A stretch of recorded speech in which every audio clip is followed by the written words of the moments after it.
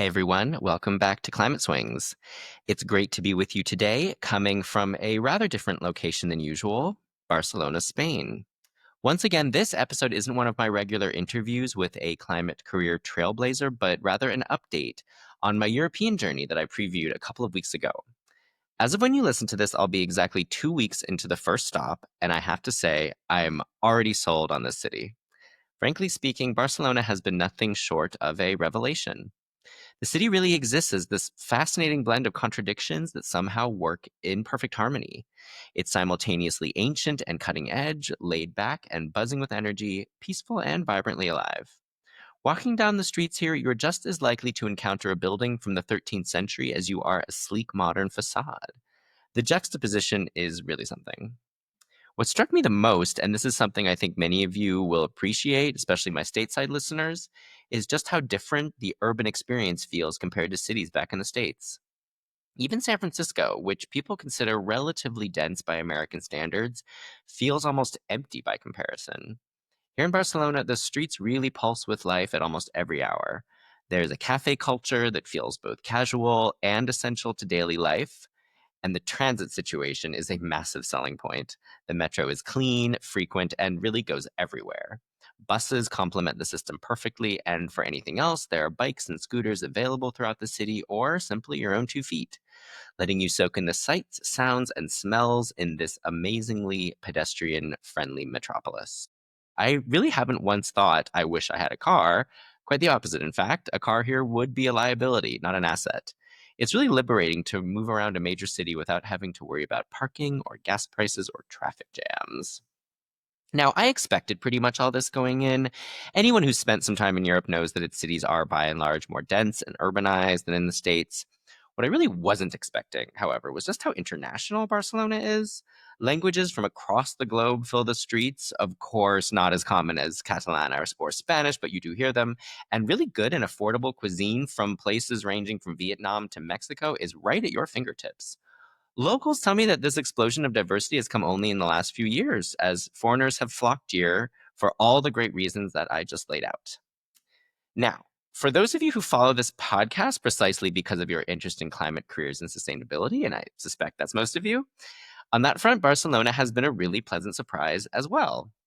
Over the past 2 weeks, I've connected with a number of people who relocated here, including some old colleagues and friends, and I've discovered a thriving community of climate professionals. From ag tech startups to circular economy initiatives, there is significant momentum building. Just yesterday, I visited Norskin House, which is the stunning beachside incubator and co working space for impact and sustainability professionals. I know I definitely have to join it if I do move here. What's fascinating is how integrated climate consciousness seems to be into the fabric of daily life. The city's approach to urban planning, transit, and even waste management reflects deeper commitment to sustainability than what we often see in American cities. It's not perfect, of course, no place is, but there's certainly something to be learned from this approach. I know that living here would provide even more opportunities to feel the pulse of climate action in Europe and beyond. Now, all of this has led to a rather significant decision. My husband and I have decided to change our plans somewhat. Originally, if you recall from my previous episode, we were going to spend May here in Barcelona, June in Madrid, and then July in Berlin. But Barcelona has really exceeded our expectations, and now we are simplifying our trip. We'll stay in this city through the end of May, spend June exploring Madrid, and then head back to the States to regroup and make some longer term decisions. Berlin was, frankly speaking, always sort of a third choice. The cold, dark winter months there definitely were a factor in our ranking. And now that Barcelona has proven to be even better than we imagined, we are confident that between it and Madrid, we'll find a future home base on this continent. Sometimes I guess you just need to be open to changing course when the evidence is right in front of you. So that's where I'm at, 2 weeks in and already feeling like I could call this place home. Don't worry though, climate swings will continue regardless of my country code. In fact, this new international perspective is already bringing some fresh dimensions to the conversations I'm having with climate professionals. In the meantime, I'd love to hear from you. Have you had experiences living abroad that changed your perspective on climate work? Are you curious about specific aspects of the sustainability scene here in Europe? Are you based in Europe? Drop me a message and let's catch up.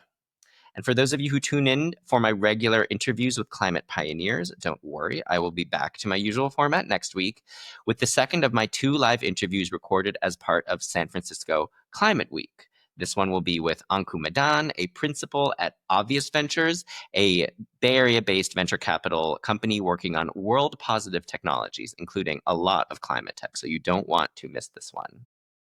Until then, this has been Climate Swings coming to you from sunny Barcelona.